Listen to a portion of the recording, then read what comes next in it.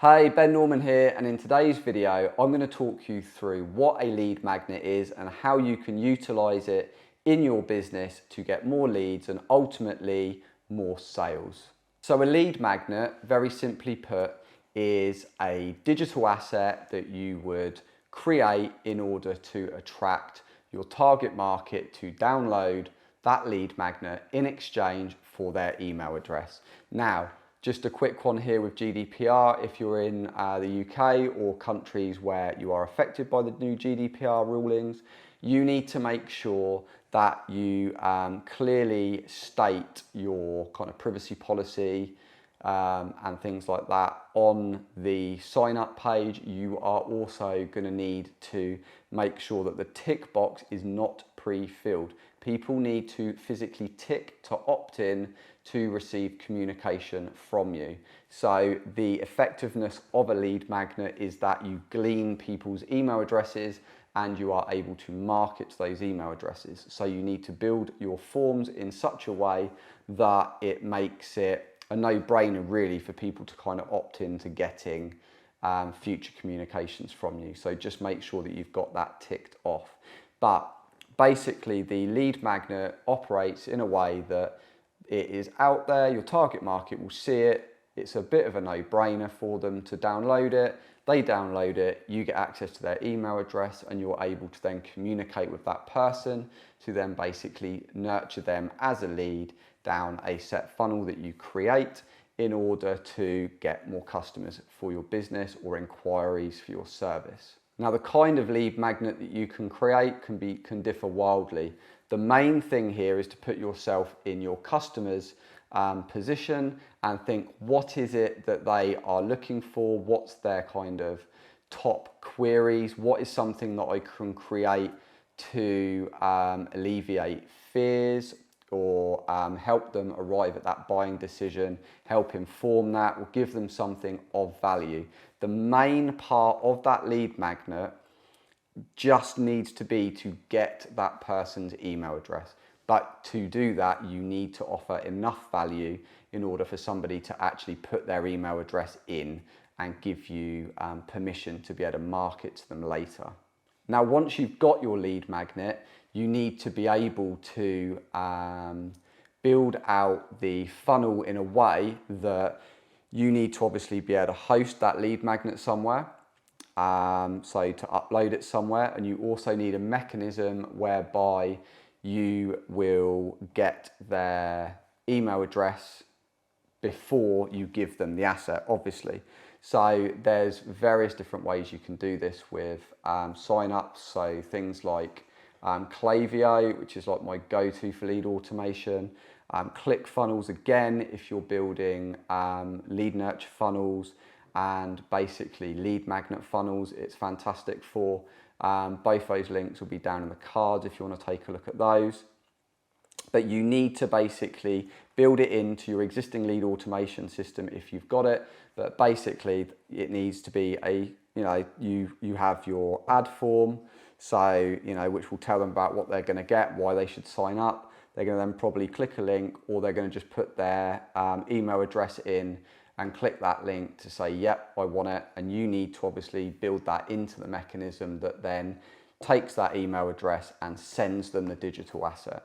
So, and like I said, you need to remember to put those tick boxes on there. Once you've got their email address, obviously you need to know what to do with it. So, a lot of people fall short here, and what they do is they just put them into a general email list and they'll send them out a few newsletters and wonder why it doesn't really convert. Now, with a lead magnet, depending on what you've created, that person has a need, a problem, a scratch that they want to itch. So you want to build your lead funnel that comes off of the back of that lead magnet to suit whatever the bait was. So for example, if you are building a lead magnet around how to lose weight and you've given them top 10 tips to lose weight, you wouldn't want to build your lead funnel off of it all about how to put on 20 pounds of muscle. Their goal is to lose weight. So you would then want to have a string of emails that would go out at regular intervals saying, how do you find our top 10 tips? We'd love to know. Also, here's an extra tip. keep giving the value and encourage them to keep opening your emails. And then if you're giving value every few emails, then you can say, oh, we've also got this course on how to lose weight. And, here, if you click here, you'll see a case study on, how Joe lost, 20 pounds in 2 hours or whatever it is that case study is about. And it's all about nurturing them along the process. So you've given them something that gives them value. They may have implemented some of those tips in that lead magnet and got a positive response. So now they trust what you're saying. Now's the time that you still continue to offer value, but in between those values, you are basically creeping in a little offer here and there. You're making them aware of this program that you offer as well, or this other thing that you do that can help speed up the thing they want to get to. So it's all about continuing then to offer value and then sandwich in offers and making them aware of what you do and encouraging them along that pathway. The beauty with lead magnets and this system is that once you've created this asset, you can basically market the asset and just use it to keep acquiring contact details of your target market.